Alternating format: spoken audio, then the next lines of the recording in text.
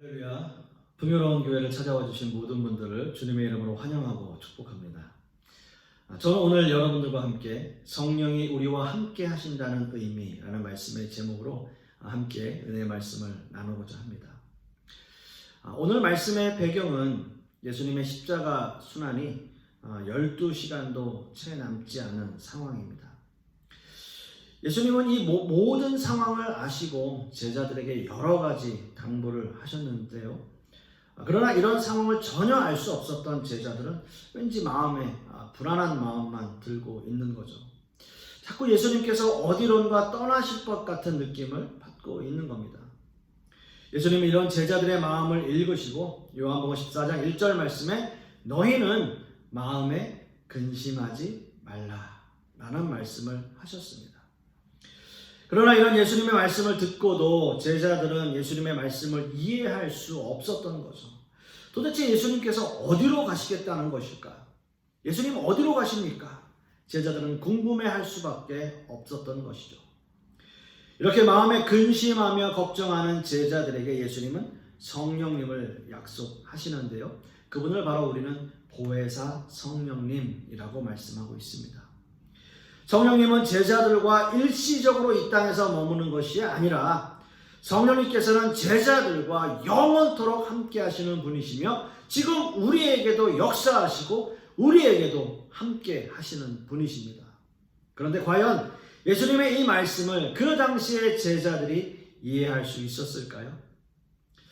그렇지 않았고 또 그렇지 못했다라고 성경은 증거하고 있습니다. 왜냐하면 모두가 예수님을 떠나버렸으니까요. 결국 이렇게 예수님의 말씀을 알아듣지 못하는 제자들에게 예수님은 다시 한번 그 거처를 확인시켜 주시는데요. 어떤 의미에서 이 거처는 꼭 죽음 이후에 주어지는 것만은 아니에요. 우리의 마음 가운데 거하시는 성령의 은혜를 체험한 자들에게는 예수님이 이 땅에 이루어 놓으신 천국의 삶을 누리며 사는 것을 의미하기도 합니다. 무엇보다 근심과 걱정에 사로잡혀서 불안해지고 있는 제자들에게 필요한 것은 제자들과 함께 하시는 성령의 내주하심이다라는 거죠.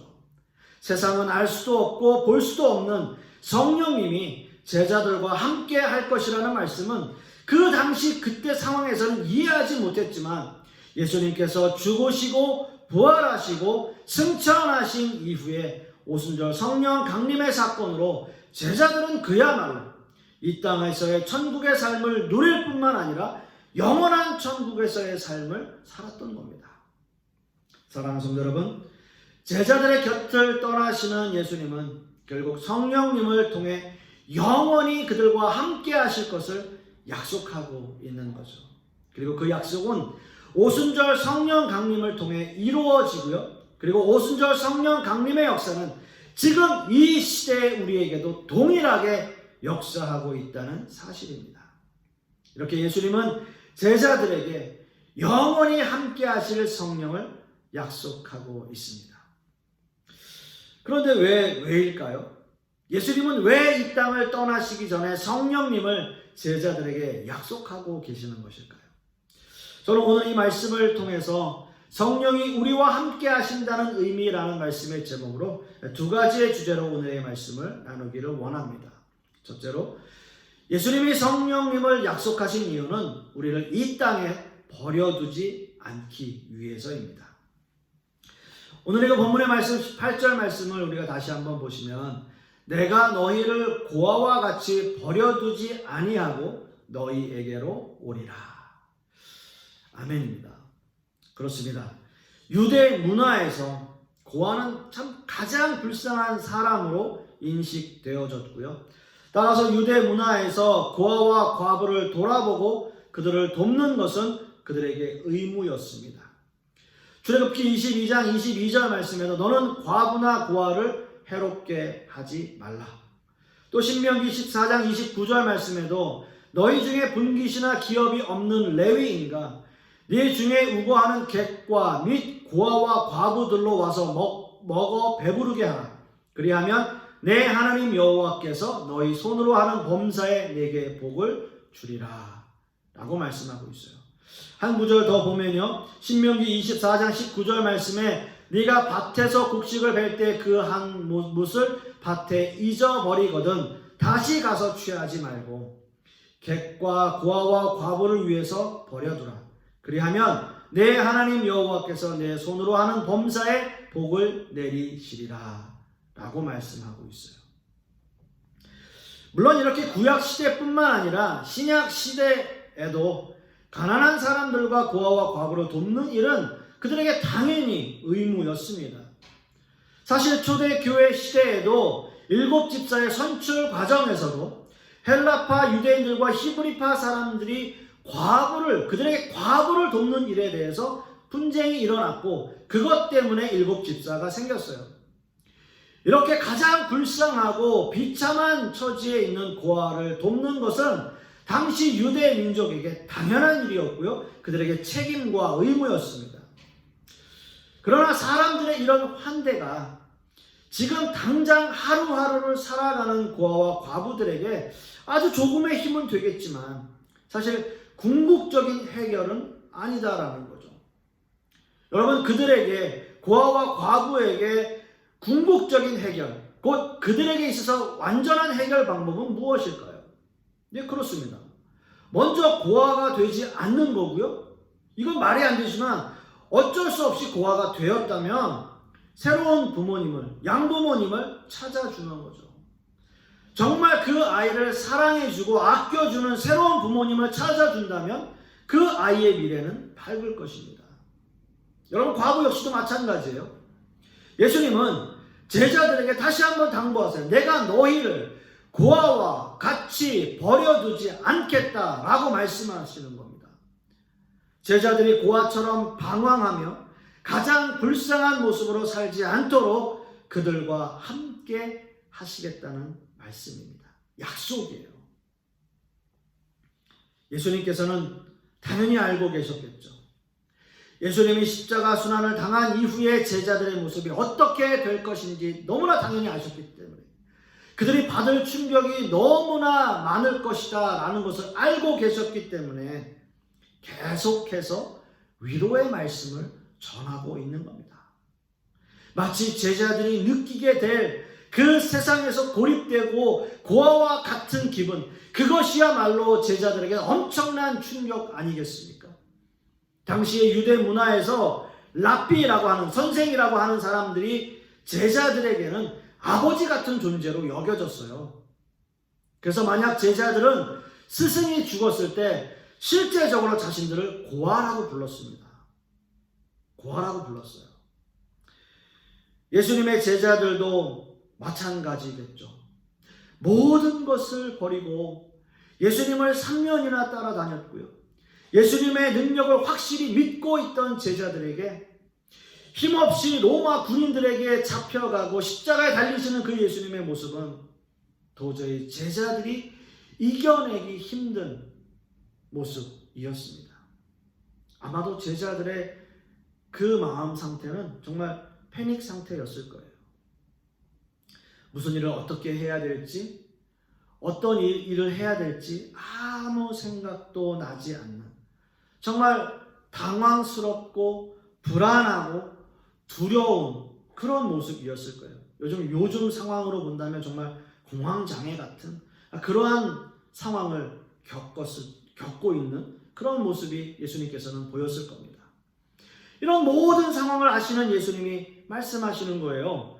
내가 너희를 고아와 같이 버려두지 않겠다. 여러분, 이 말씀은 대단한 위로의 말씀입니다. 예수님은 절대 제자들을 세상 가운데 버려두지 않으셨습니다.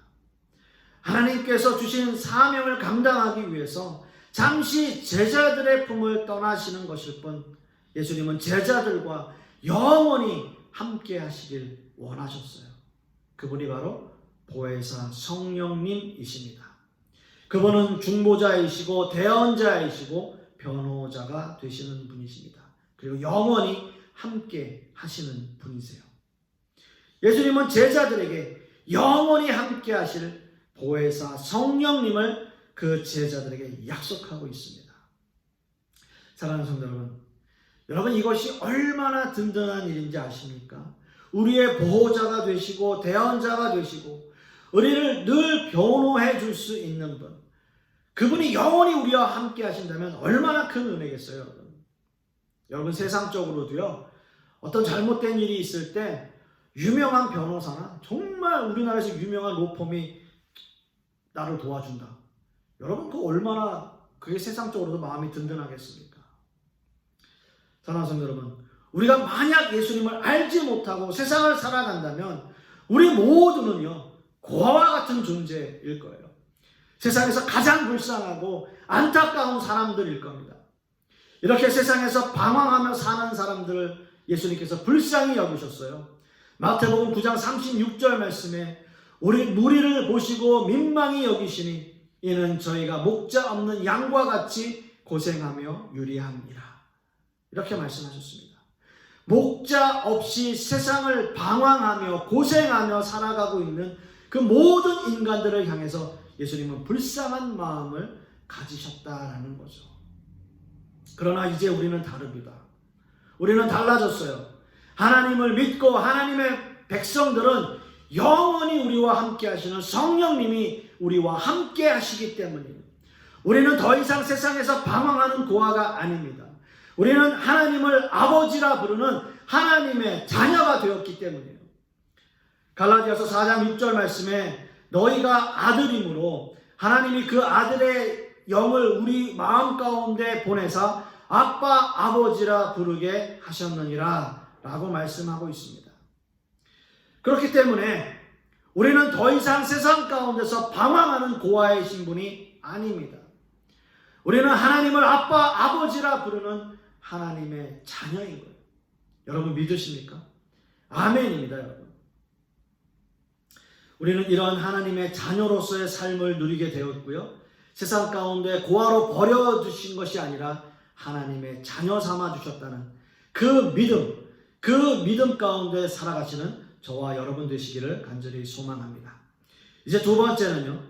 예수님이 성령님을 약속하신 이유는 우리와 영원히 함께 하시겠다라는 의미입니다.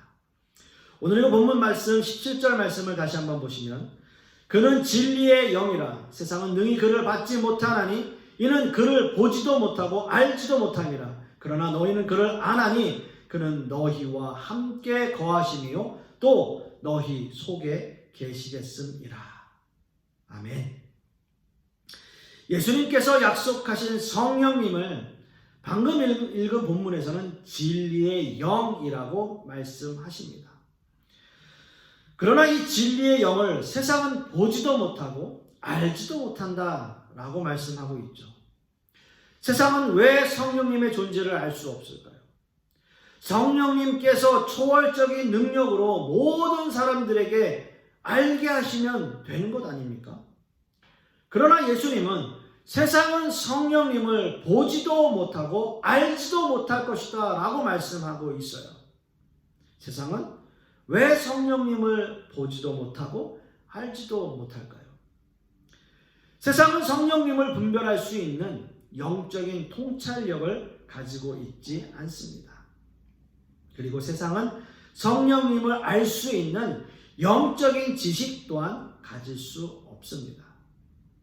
요한복음 1장 5절과 10절의 말씀을 보시면 세상의 영적 상태에 대해서 이렇게 말하고 있습니다. 5절에 빛이 어둠에 비치되 어둠이 깨닫지 못하더라. 그리고 10절 말씀에 그가 세상에 계셨으며 세상은 그로 말미암아 지은 바 되었을 때 세상이 그를 알지 못하였고 라고 말씀합니다. 세상에 빛으로 오신 예수 그리스도를 알지도 못하고 깨닫지도 못했다 라는 말씀인 거죠. 그리고 세상은 결정적으로 성령님을 인정하지 않습니다. 마태복음 12장에서 예수님을 귀신 들리고 눈먼 자를 고쳐주셨어요. 그러나 예수님의 모든 사역을 부인하고 있는 바리새인들은 예수님의 이런 능력이 귀신의 왕 바알세불의 힘을 입었다라고 비판하였습니다. 그러나 예수님은 이 일이 성령의 능력을 힘입은 것이다 라는 설명을 하셨습니다. 또한 사도행전 2장에 오순절 성령 강림의 역사에서도 많은 사람들은 예수님의 제자들이 술에 취했다라고 조롱하는 모습도 볼 수 있어요. 이것이 세상적인 사람들이 성령의 역사를 인정하지 않는 모습들이에요. 그렇게 보는 거죠. 그러나 오순절 성령 강림 사건에서 성령은 임했고 그 자리에 함께 있던 모든 사람들은 성령의 충만함을 받았습니다. 이렇게 성령의 충만함을 받은 베드로의 모습은 여러분 어떤 줄 아십니까? 예수님을 3번이나 부인하고 예수님을 배신했던 베드로가 성령의 충만함을 받은 이후에 그가 설교할 때요, 그 말씀을 들은 모든 사람들이 마음의 찔림을 얻었고요, 3,000명이나 회개하는 그런 역사를 보았다라고 하는 거예요. 사람들마다 사도들을 두려워했고요, 그 사도들을 통해서 기사와 표적이 많이 나타났습니다. 이것이 성령의 역사예요. 이런 성령님의 역사가 지금 우리에게도 함께하고 계시다라고 하는 거예요. 여러분 믿으십니까? 여러분 믿으시기 바라겠습니다. 성령의 충만을 위해서 기도해야 돼요. 성령님이 함께 하시면 놀라운 성령의 역사를 우리는 경험하고 체험하게 될 겁니다. 성령님이 우리 안에 함께 하신다라는 의미를 우리가 조금 더 살펴보기를 원합니다. 오늘 이거 본문 말씀을 보시면 16절 하반절 말씀에 너희와 함께 있게 하리니 라는 말씀이 있고요. 그리고 17절 하반절 말씀에도 너희와 함께 거하시며, 그리고 마지막으로 너희 속에 계시겠습니다 라는 말씀을 하고 있습니다. 너희와 함께 하시겠다. 어떻게 보면 비슷비슷한 말씀이 3번 반복되어져서 나오는 것이 아닌가라고 볼 수가 있는데요. 그리고 실질적으로 함께라는 그 단어 역시 헬라어 휘몬이라는 단어를 3번이나 동일한 단어를 사용하고 있는 것도 사실이에요. 그런데 여기서 중요한 것은 함께라고 하는 단어 앞에 붙어 있는 전치사들입니다.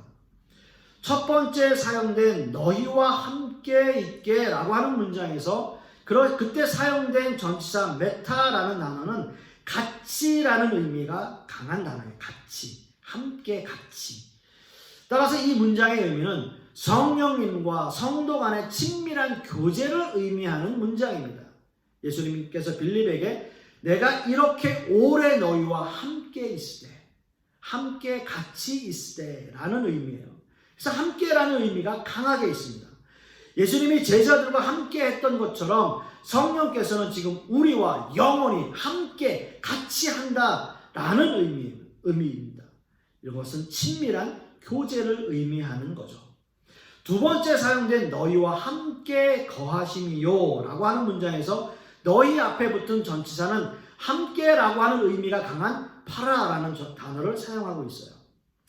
따라서 이 문장이 우리에게 주는 의미는 성도들에 대한 성령님의 인격적 임재를 의미하는 문장이에요. 성령님의 인격적인 그 임재.